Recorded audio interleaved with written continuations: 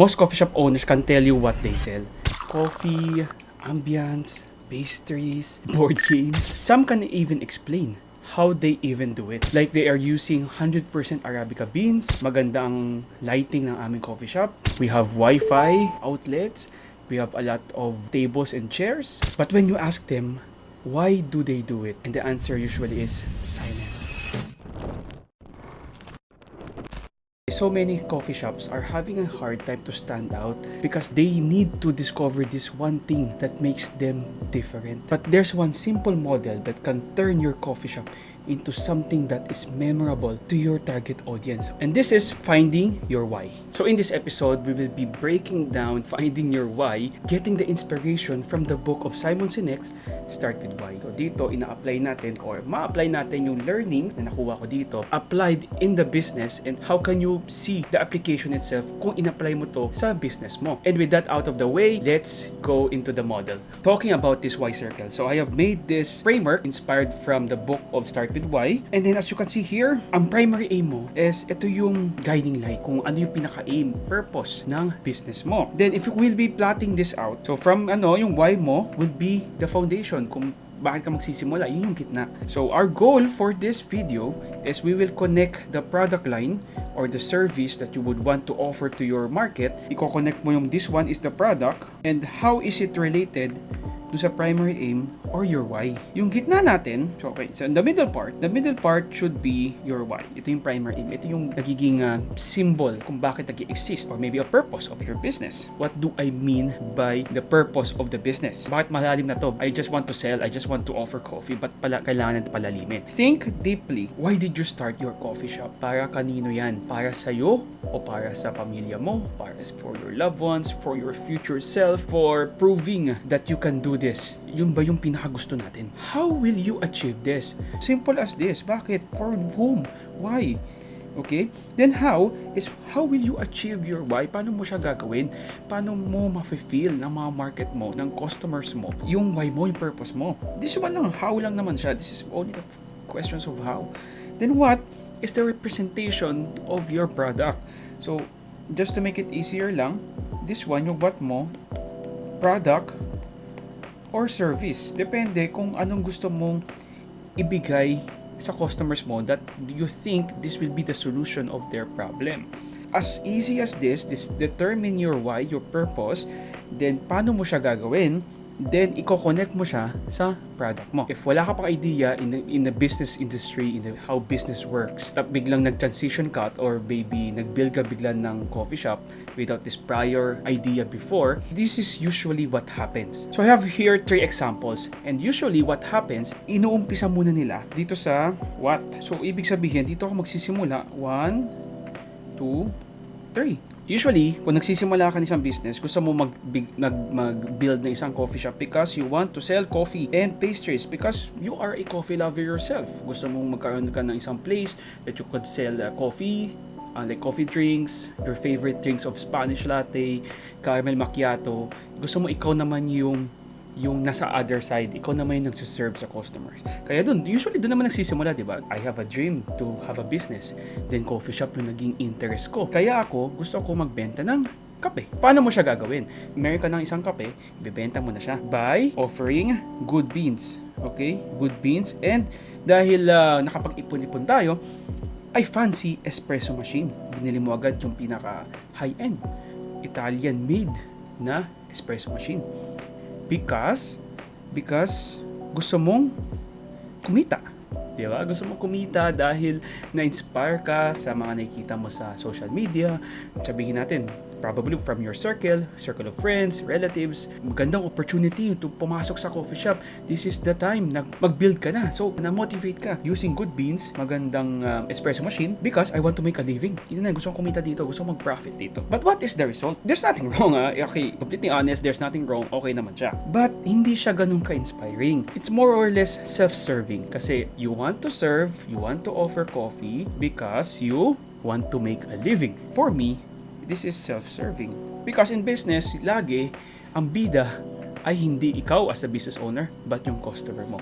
Then how can you make them feel as the main character na sinuserve mo sila at your business is the guide para ma-achieve yung gusto nila. Nagiging ano kasi dito, you're just selling a product, not a purpose. Hindi nila nafe-feel.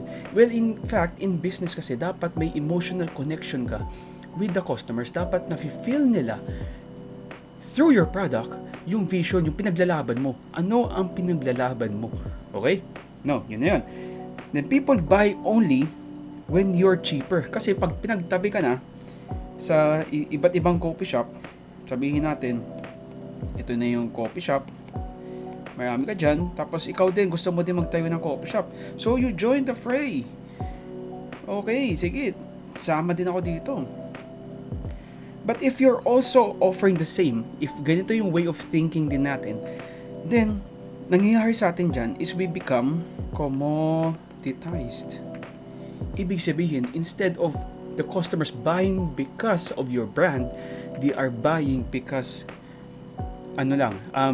because you're cheaper. You're cheaper, you're offering discounts, you're offering buy one take ones, you're offering the cheapest in the market that you can provide. Then hanggang dun lang yan. Once na may magtayo na mas cheaper sa'yo, ang transition bigla niyan is people will transition do sa cheapest na alternative because there's nothing special on your shop. You're just offering the same as everyone else. And that's the road for destruction. Di ba? Kumbaga. Kasi nga, paano mo siya masustain if you're just lowering the prices just to be competitive because people want lower prices. I get that. But if you are this is what happens if you are competing on being a commodity. But if you're competing being a brand and connecting to your target audience, then that's a different level because you can increase the prices, you can give more value relative do sa price na kaya mong ipatong doon sa mismong product mo. Okay? So for this coffee shop 2 is ang purpose natin, start dito ba tayo, outside in. Okay? For this coffee shop 2, ang example naman natin dito would be I will be serving hot and iced coffee to office workers. Okay, medyo malinaw. May target market ka na. Ito ang product mo. Okay, medyo malinaw. Ang how mo is we open early kasi nga 'di ba office workers eh. So magsisimula ka probably by 7 and yung mga nag-OT sa office is probably hanggang 10 PM ka. 7 AM to 10 PM to serve the target market mo, yung customers mo mismo. Then, open early ka, you use ka ng imported beans kasi yung gusto mo eh. Gusto mo ng beans coming from Brazil, from Colombia, from Indonesia, from Vietnam. Yun yung yun yung thinking mo that you want to serve the best quality coffee beans internationally. Then, maaga ka at late ka din to serve those na late na lumabas or mga night duties or mga nag-overtime. Yun sila ang gusto mo. Then, mabilis ka. Okay, dahil nasa business district ka, ginawa mo siya in a way that you want to serve fast. Okay, yun na yung gusto mo. Then, bakit mo siya gagawin? Di ba? Bakit mo siya gagawin? Aside sa opportunity na nandun, ang naisip nitong coffee shop na to, itong imaginary coffee shop owner na to, is because there's demand. Okay, so sabihin natin, sige, justifiable, may demand. Of course, you have to take into that opportunity. Di ba? Papasok ka doon kasi may demand. But what happens is hindi ka lang naman nag-iisa na nag-iisip nun. A lot more business people, entrepreneurs, starting aspiring coffee shop owners also thinks the same, right? Kasi di ba, the marketplace is out there for everyone to take advantage of the opportunity. Hindi lang to presented alone sa atin, it's also presented throughout everyone else. In that way, kung ganun ang setup natin, we are also introducing or being introduced to a lot of competitors, di ba? Marami pa tayong competitors niyan. So tama, di ba? Tama naman siya na because of this opportunity, there's demand. You yourself also saw this opportunity, but you are not alone. A lot of more people also saw this opportunity, then they jump into the bandwagon, di ba? But what is the result? Okay? The result is this coffee shop focus more on convenience. Dahil nakita niya opportunity, or probably malapit lang siya sa area, less yung ano niya, commute hours niya, travel time niya, logistics wise, okay siya dun. But ang pinaka-question kasi dito is if the office workers are really your target market to what you would want to serve, yung experience na gusto mo i-serve, sila ba talaga ang gusto mo i-serve? Or are you just joining the bandwagon? Kasi nga, andun yung trend. Andun yung opportunity na pumasok ka dun. Diba? There's no connection kasi you're just selling commodity products, a market has demand, and then a lot of you guys also sell the same. Diba? So there's no connection. Nagiging more on ang branding mo niyan is more on functional lang siya. Easy to replace. The same goes. It's the same goes kasi pag maraming coffee shop ulit yan within the area, yung market mo kasi is vast kasi marami diyan. May purchasing power sila, they have demand. Okay? So may purchasing, they can do that. They have demand for the product, so they can do that. Okay 'yun, 'di ba? But the question always stands out that what makes you different? Kasi it's still the same. Ang mangyayari niyan, if you still build your coffee shop here, the question always stands out na what makes you different? Okay?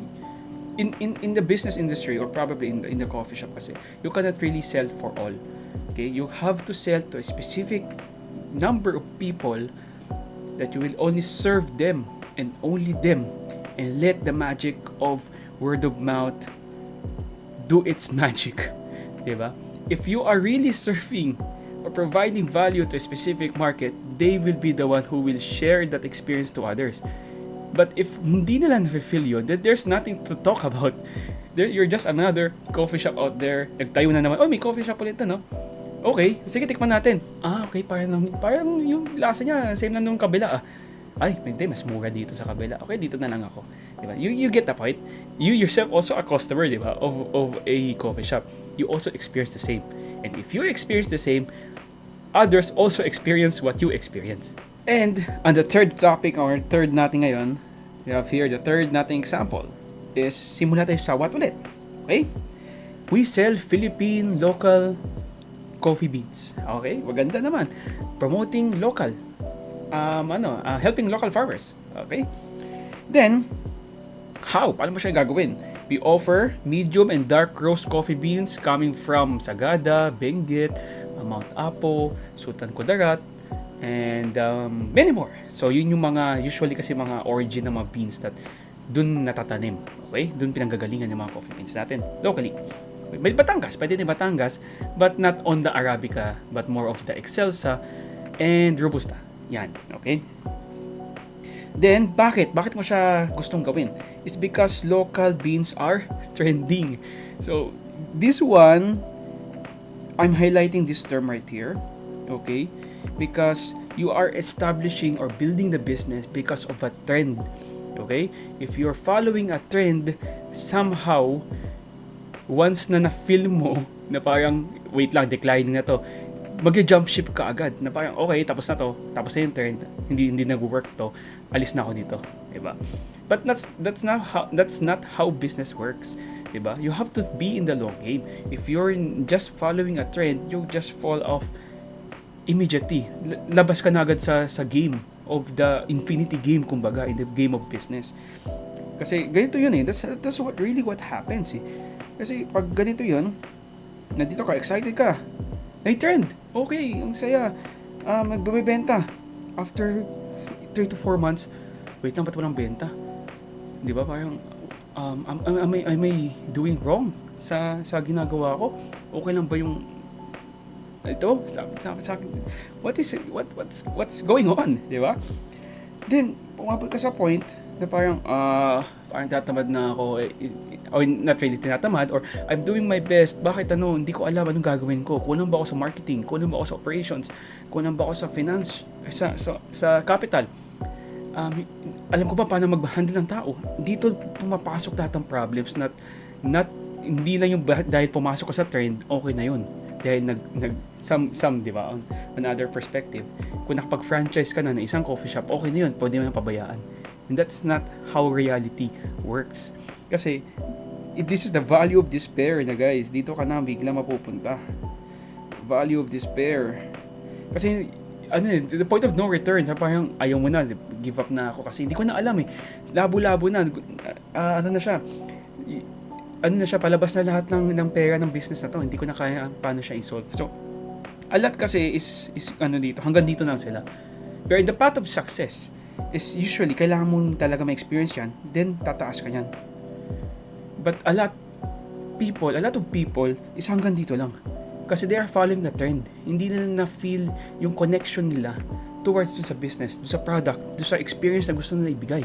That's why I'm emphasizing to really focus on your why. Because this is your drive to really push the business going further, even if everyone else around you saying otherwise, that you should give up, that you should stop the business, na hindi na to okay. But if you really believe in what you believe in, if you really want to push this one thing, that you are solving this problem, you alone possesses that kind of thinking, and that grit na meron ka, yung burning passion na meron ka, yun yung bala mo. Kasi somehow people will say that it doesn't work, or your idea sucks until it works, and then you are genius.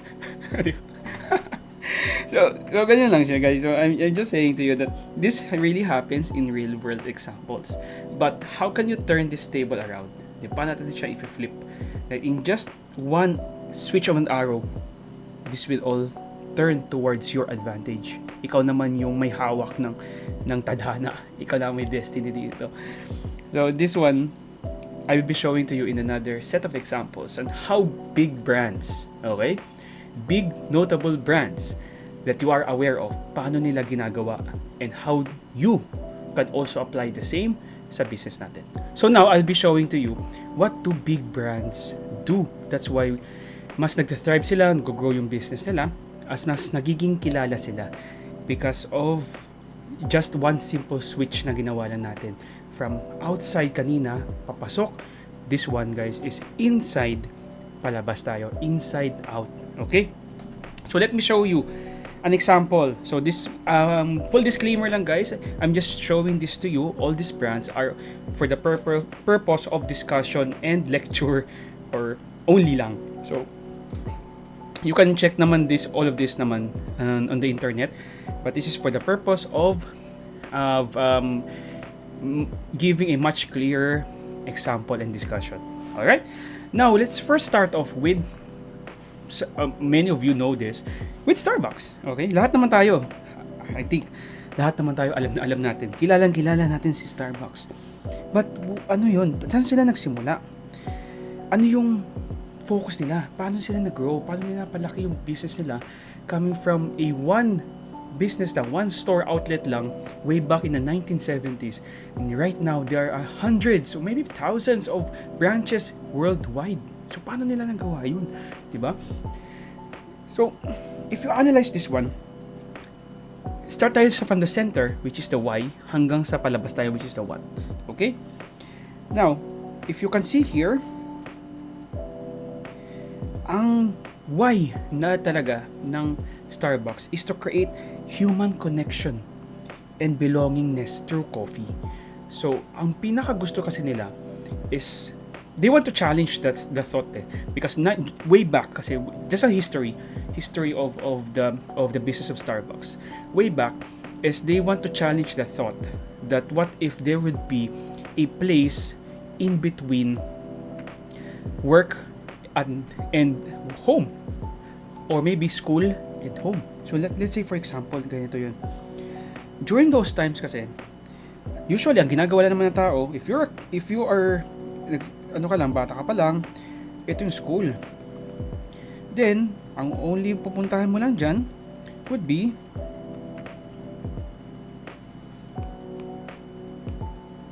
your house. Then, babalik ka ulit doon. To and fro lang yan. Punta ka sa school, gigising ka ng umaga, punta ka sa school, after the school, balik ka sa home, then the rest is always the same. It's a routinary. Then, once na lumaki ka na, mako-convert mo na yung school to a company. Di ba? So, nandito na yung company mo, or probably sabihin natin sabihin natin not company, but work na lang. Work. Tayo sa house. The same goes lang, guys. Kino-convert mo lang yun. Once lumaki ka na, yung work mo, ay yung school mo, naging work siya. Okay? So, ganun lang usually nangyayari that time. Then, ang gusto ng if we want to build connection and belongingness and relationship through coffee, what if we build a third place? And that's what is the concept inside Starbucks. Paano nag-conceptualize siya? What if there would be a business na mayroong magsa-stand in between? So, gawin natin green para at Starbucks talaga siya. A third place that people can people spend their time with.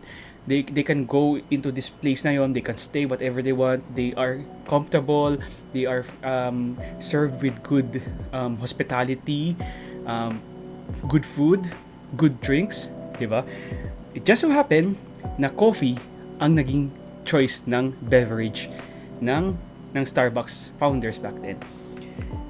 So this one, ang gusto talaga nila is to create connection, belongingness, and we are doing that by creating or building a third place in between work and home, and school at home, at meron tayong something or somewhere na mapupuntahan tayo that we can feel, we are feeling comfortable, convenient, relaxed, di ba? And up until now, many years since the start ng Starbucks, nafe-feel talaga natin yan. So ask yourself, I believe lahat naman kayo, or majority of us, already tried going in the store of Starbucks, di ba? What is the first impression na na-feel mo? Or may impression or experience na na-feel mo once you enter their coffee shop? Anong unang na-feel mo? It's somehow, di ba? Parang, wow, ang bago ng coffee. Wow, ang busy. Wow, ang daming mga tao. It's either family members, students, group, communities, and probably kung gusto mo mag-isa ka lang, you also have this special place that you can spend your time with. And ang coffee, ang nagiging main product line nila. Yun ang nagbe-build ng connection na yun. You go there to have this third place, just so happen that they are selling coffee. Okay? Alright. Now, paano ba nila gagawin yun? Diba? Although I have already mentioned this a while ago, diba? Ang gusto nila is basically designing a welcoming third place. Not home, not work, third place. Where people can slow down and connect. So na-feel nyo guys na parang hindi siya more on product, hindi siya more on the features of the product, it's more of an emotional bond, more on the relationship that you would want to build do sa target customer natin. Yung customer base talaga natin, yun dapat ang target natin. We have to be deeper in terms of how we would want to serve the customers, kasi dito lalabas yung ideas natin that ang dami pala nilang problems yan. Ang dami naman problems sa mundo ngayon, di ba? Right now. That's why we have entrepreneurs, we have business owners, just like you, di ba? That you are here to help us make this world a better place, not only for you, your family, or the next generation after us, di ba? In next 20 years, 50 years, 100 years, whatever we will do right now will benefit the next generation. The next generation. Okay? Then, ang product nila, just so happen, na coffee lang pala yung product nila. Sige na dito. Coffee. Ay, kaya na yun. Coffee. Diba? They are providing premium coffee beverages. Sila ang nagsimula ng Frappuccino, di ba? Sa kanila nag-originate yan eh. Offering consistent in store worldwide. Kahit pumunta ka sa ibang bansa, di ba? Like in every countries and every areas, kahit dito sa Pilipinas, you are still experiencing the same. Di ba? Maganda yung service nila, You can customize the drinks. They are calling you by name para ma-feel mo talaga that you really are at home. Parang you're having this connection with the baristas. They are also teaching you kung you are interested in knowing about pour overs, espressos, and latte art. Kumbaga, they are there to also guide you because they would want to for you to feel at home. Yun yung gusto talaga nila. And then up until right now, we are still feeling that eh. But dito guys, as just a fact lang naman to. Added fact lang naman. Starbucks doesn't hindi siya overnight na naging ganun siya. Hindi siya biglaan. Did you know that Starbucks started on 1971, diba? Hindi pa yun, parang nagsisimula pa lang sila as a usual coffee shop pa lang or the usual outlet or food outlet. Not until Mr. Howard Schultz purchased na-purchase niya yung mismong business ng Starbucks on 1980s yun. And then lumakas yung business talaga, yung nag-expand talaga siya on 1987. Tingnan niyo dito guys, how many years has it took Starbucks to scale their business worldwide or really to really branch out or scale the business? That's around 16 years. Okay? So the lesson here is you don't need to rush. You don't need to pressure yourself. You just need to take the time, take it slow, alamin mo ano ba talaga yung need ng market mo, sila ba ang gusto mong pagsilbihan, and then sila na dapat focus mo. And then along the way, magiging malinaw yan as you progresses the business. Kasi syempre, hindi ka naman magiging stagnant lang ng year 1 eh. Year 2, iba na alam mo. Year 3, it compounds, di ba? So, ibig sabihin, kung nandito ka,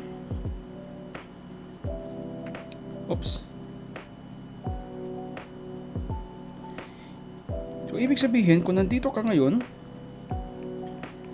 hindi naman in year 1, yun pa din alam mo eh. Di ba? Somehow you are also growing. Di ba? And what you know from year 1 also carry over to year 2. 2 years mo. And then also do the same on your 3rd year. And so on and so forth. Multiply that by 16 years and what you are in right now is a 16 years multiplier of your older self. You think about that, di ba? Hindi ka stagnant eh. Along the way, you just have to stick kung ano yung belief mo, ano yung pinaniniwalaan mo, ano yung pinaglalaban mo, ano yung vision mo. Stick to it longer. And then it will become clear as you progresses through time. Okay? Okay, so medyo tumagal tayo sa Starbucks kasi siyempre, I think marami naman tayo nakaka-relate dito. But, moving on. Okay, sige. Okay, analysis. Analysis natin dito guys is Starbucks didn't start as a coffee company. Sabi nga nila, Starbucks is not a coffee business. They are a people business. They started with a belief that coffee can be a medium for community and connection. Kita nyo to guys, connection ang gusto mo. Ang coffee ay dadaanan mo lang yan. Medium mo lang ang coffee. Their why drives everything from store design, training, the way they call their as partners, yung mga baristas sila as partners, the way they call you by name if you order this specific drink. And even paano nila ni-roast or sinusource ang beans nila. Ganun kalalim ang vision or ang why nila. Okay? Now, moving forward, coffee bean and tea leaf. Alright, so coffee bean and tea leaf naman, ang why nila is to inspire and uplift people through coffee. So, dito talaga makakuha na tayo ng idea dito. Kunin natin yung color ng CBTL. Oops, it's not. Purple. Yan. Inspire and uplift. So, inspiration and more emotional siya pagtaas ng loob, di ba? Pagpa-motivate, pag-inspire. Okay. Now, paano nila gagawin yun? Paano mo may inspire yung people through coffee? By emphasizing premium quality, personalized service, and a global community. So they are also being a third place, but not focusing on coffee, but also providing teas, di ba? So combining, you are at third place, combining coffee and teas and make it the service more exceptional, then that what makes them different. Okay? Just so happen, ang product ko lang ay serving handcrafted coffee and tea and approachable cafe. So as you can go with in every as you can go in mga CBTL na mga branches and coffee shops, feel at home ka din, di ba? Parang ang cozy, ang comfortable. You can also spend a lot of time being there. May mga outlets. I believe some also have Wi-Fi's. Some also have Wi-Fi's. So, madaming ang purpose nila is for you to be comfortable, but also serving you coffee and tea. Okay? So, yun. Moving forward. So, dito pa lang, ang analysis natin is CBTL's is more on emotional siya, uplifting, galing sa puso, galing yung anong pinaglalaban mo. Their barista culture, yung customer care rituals nila, nag-reflect do sa mismo belief nila, making them more than a transactional na service, more on relationship building. Okay? Now, for our third example, this is a growing coffee shop na nowadays. This is Zeus Coffee. So Zeus Coffee is a Malaysian brand and it's really fast growing sa ngayon, di ba? As you can see, pag may isang space na naging bakante, may Zeus Coffee na susulpot dyan, di ba? Ganun sila kabilis. Grabe yung expansion and scaling nila ngayon. Bakit ba? Ano bang pinaglalaban nila? Di ba napapansin nyo guys, as the coffee shop industry grows, nagkaka-introduction na tayo ng specialty coffees, diba? Specialty coffees is more of handcrafted coffees or single origin, high quality na coffee beans. Na ang cupping score nila usually mga 80 plus. Ganyan yun.